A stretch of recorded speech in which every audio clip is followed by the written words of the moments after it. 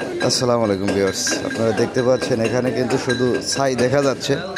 আর আজকে ফজরের আজানের দিকে কিন্তু এখানে আগুন লেগে যায় এবং এই ঘরে কিন্তু অসংখ্য কাপড় ছিল, দেখতে পাচ্ছেন এই যে অসংখ্য কাপড় ছিল, যে কাপড়গুলো কিন্তু পুরো একদম ছাই হয়ে গিয়েছে।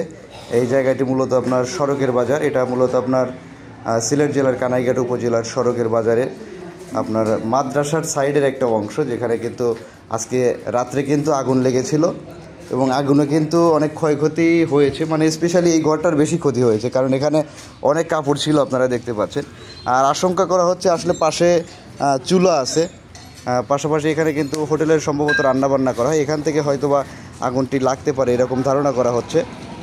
আর এখানে কিন্তু অসংখ্য জামা কাপড় কিন্তু পুড়ে গিয়েছে। আর এটা মূলত আপনার জায়গাটা হচ্ছে আপনার এটা সড়কের বাজার আহমদিয়া ফাজিল ডিগ্রি মাদ্রাসার পাশেই কিন্তু আপনার এই ঘরটাতে কিন্তু আগুনটা লেগেছিল গত রাত্রে।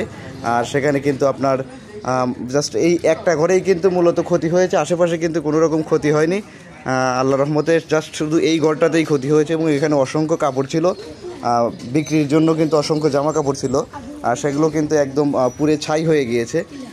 তো আমি দেখানোর চেষ্টা করলাম আসলে গত রাত্রে যে আগুনটি লেগেছিল তার আংশিক কিছু চিত্র আপনাদেরকে দেখানোর চেষ্টা করলাম। তো ঠিক আছে, ভালো থাকবেন।